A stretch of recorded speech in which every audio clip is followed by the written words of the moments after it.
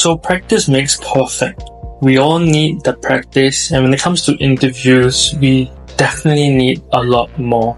I think in an ideal world, when it comes to cybersecurity, hopefully we'll be in demand and constantly sought after, so we have plenty of call-ups and plenty of opportunity to practice our interviews and basically train ourselves to be able to put forth the best version of ourselves in interviews.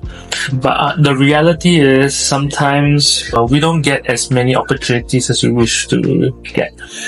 We send out our resumes and probably we only get back 3 to 4 calls and sometimes even less, and that's definitely not the enough opportunities for us to practice and put ourselves out there.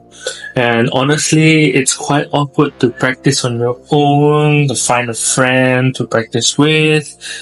And it also doesn't help if, say, your friend isn't technical, so it doesn't really understand or know whether it is truly accurate, whatever you've been saying, to verify your answers.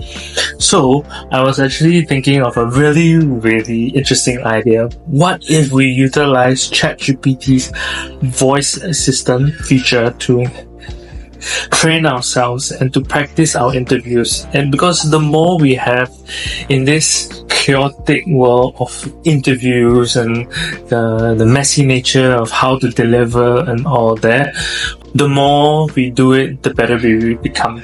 I'm actually quite nervous about this because I haven't gone for an interview for quite a while, and actually this would be a very good opportunity to test my foundation skills that I haven't been testing for a very long time. So hopefully, cross my fingers, I know the answers to the questions that they're gonna ask. If not, I guess it's a good reminder for me to go back to the basics and remind myself what to do. So let's go. Hi Chat.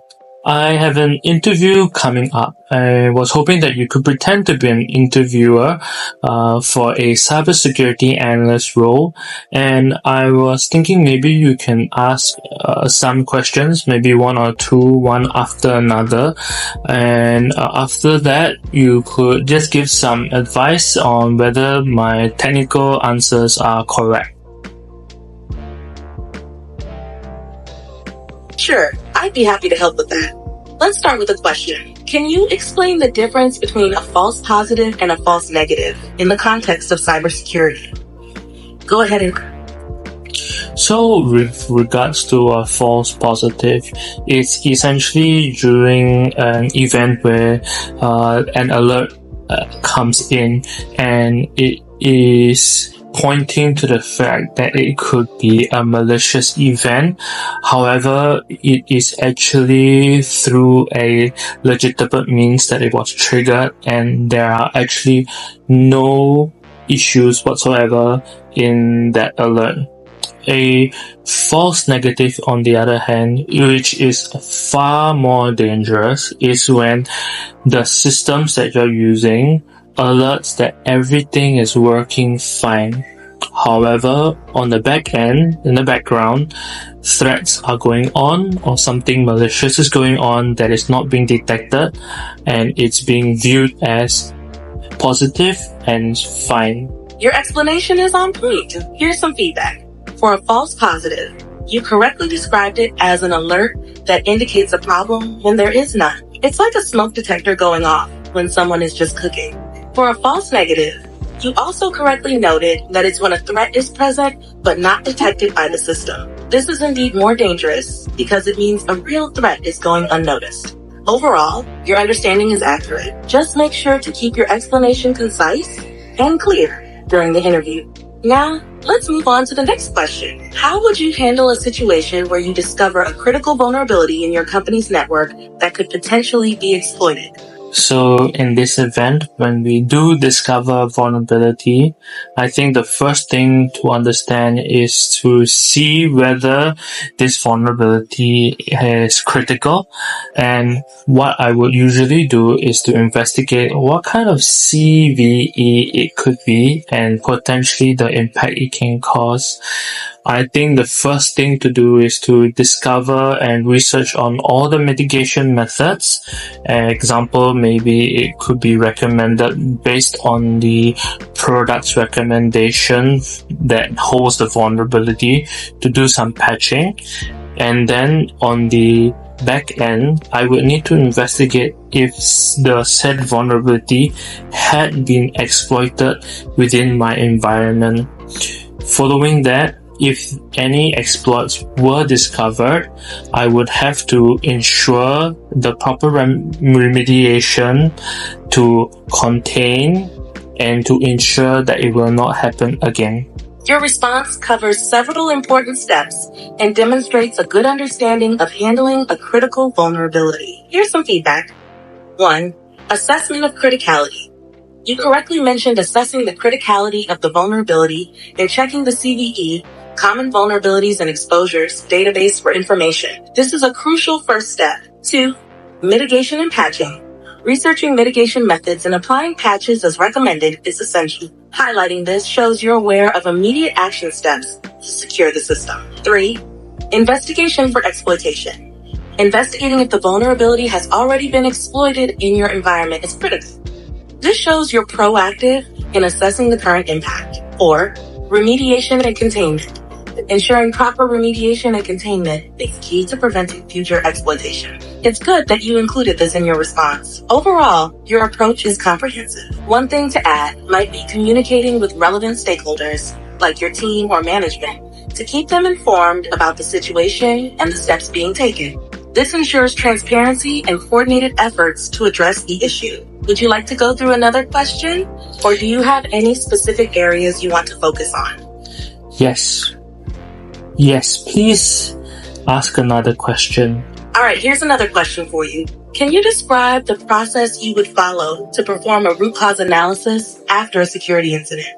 Go ahead and provide your answer. First thing first is that I will take off all the logs and delete them. I will then inform my manager that I do not want to work in this organization again, and I will post it on the forums that this vulnerability is being exploited in my organization and it is still open.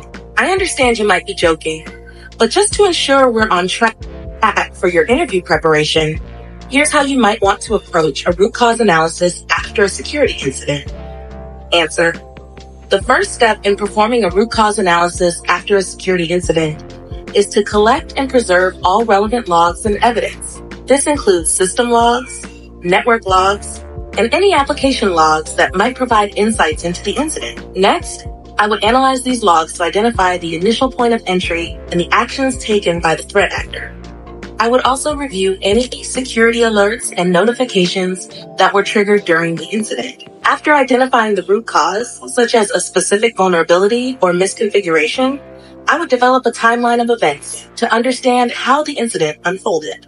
Once the root cause is identified, I would work with the relevant teams to implement remediation measures, such as patching vulnerabilities, updating configurations, and enhancing security controls. Finally, I would document the entire process and findings in a report and share it with stakeholders to ensure that lessons are learned and similar incidents can be prevented in the future.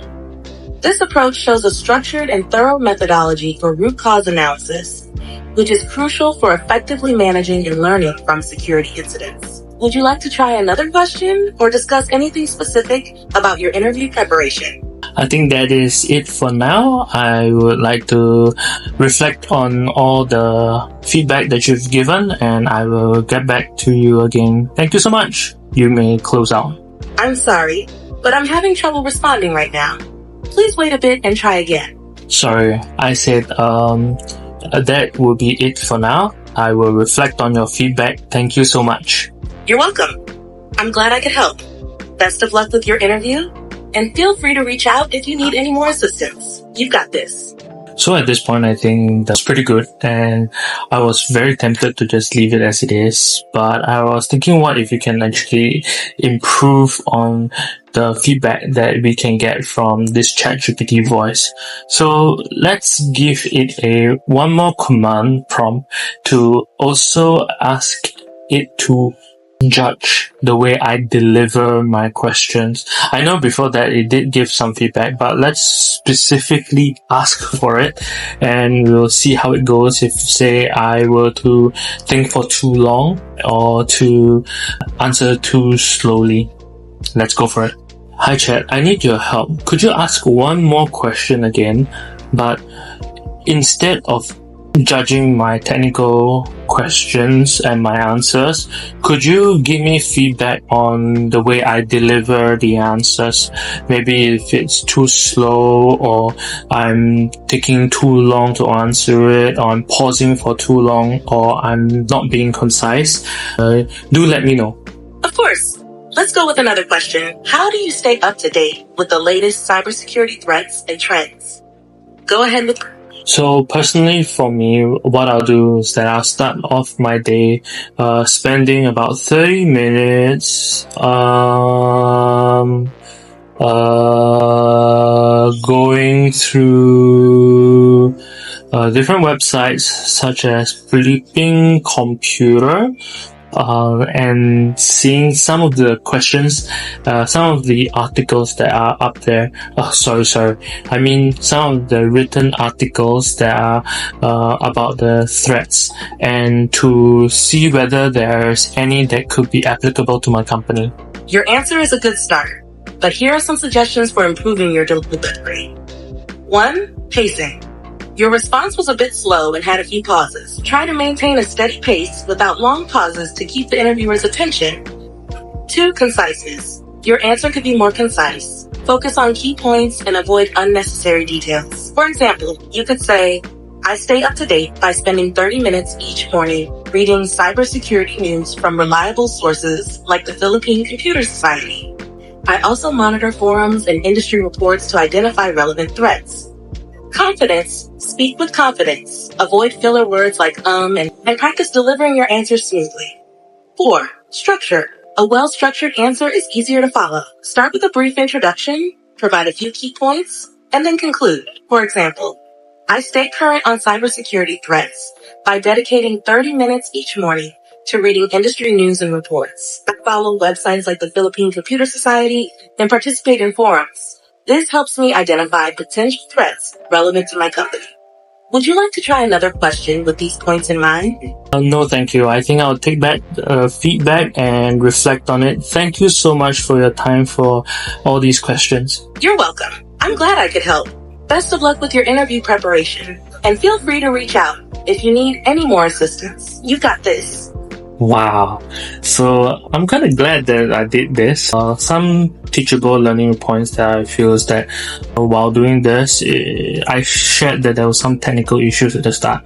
The issue is that ChatGPT voice tends to interrupt you, and they have a set amount of time before they will just cut in and respond. So if you do have a longer response, you need to remember to tap it. So the previous few tries that I did was that they tend to cut in and I wasn't able to answer my questions properly. The other thing that I've learned is that even though they were asking the questions, some were definitely useful, but I noticed that they were quite general. So when you are doing this, and if you're doing this, that's something to take note. But overall, I think what I've discovered is that this is an amazing tool to use. Just like my previous videos, I think there'll be more I can use this for. I'm quite excited to see how it goes. So if you like this kind of content and you would like to see more, like, subscribe, and maybe you can drop in a comment to recommend maybe more ideas. It'd be pretty cool. And until the next time, thanks for watching. Bye.